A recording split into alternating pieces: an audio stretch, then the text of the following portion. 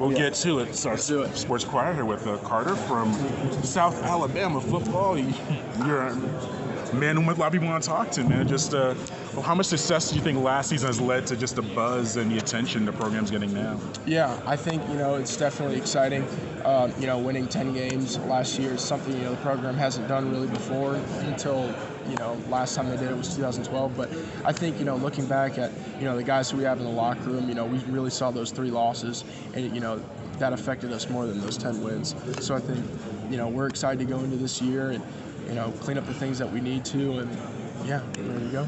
Yeah, and end the season with the lost Western Kentucky. Has there been some little extra motivation for the guys and end the season on that not so good note? Yeah, I think definitely. We've been thinking about that bowl game, since those double zeros hit the clock. But that's just added another thing to the puzzle. What can we do to get better, and how can we eliminate some of those moments in that game? But like I said before, we're excited. How do you do that? How do you get better as a team as you get ready for this year? Yeah, you just look back at some of the things in the wins, which it's not always the easiest thing to do because you won the game. You think you're perfect, but instead you got to go back. You got to look at the things that you didn't do well. How can you clean them up? In the losses, especially. But taking that maturity that we got this year, guys who've played, and establishing it to the new guys who've come in, and just continuing on those little details every day. Yeah, 2 more things. I attended the Manning passing camp this offseason. What was that experience like for you? Yeah, it was unbelievable. I mean, being around the guys, putting a name to a face, seeing old guys that, I grew up with through high school recruiting, and then just, guys who you've played with or against.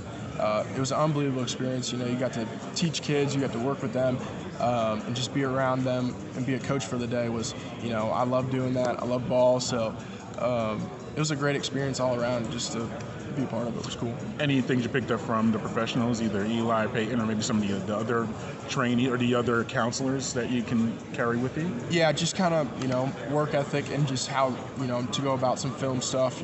Peyton talked about it early on in the camp, just with our questionnaire.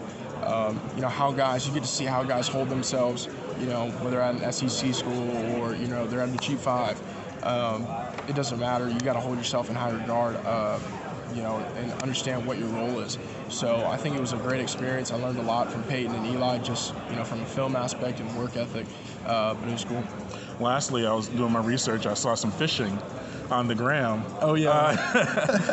Is that good for you just to get away from the field? And what are some, for novice fishermen like me, what are some tips to get started, or maybe some places I should go to? Yeah.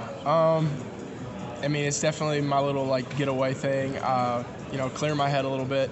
But yeah, I mean, the biggest thing I think where you need to go. I mean, Jacksonville's a great spot. You're from there, yeah. You're local, yeah. Yeah.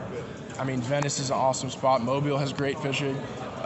But the biggest thing is just kind of getting to know people, understand, the lay of the land, where some spots are. It might take some time, but, if you're willing to, meet some people and get in some spots, you'll definitely catch a fish. And do you is it bait or fly or any particular type of fish you like to get? I use a lot of artificials, use a little bit of live shrimp when maybe the bite is tough, but I love going after cobia in Jacksonville. That's the biggest thing. Catch them on the big manta rays or, even bottom bumping.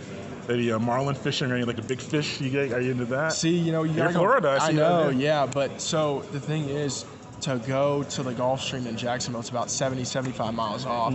So, I mean, you're making a run, but, you do have great opportunities to do that, the more south you go in Jacksonville or south of Florida. But, yeah, mostly, I mean, if you're going to make that run, you got a chance, though. You got a chance to catch those big blue marlin out there, some mahis and stuff like that.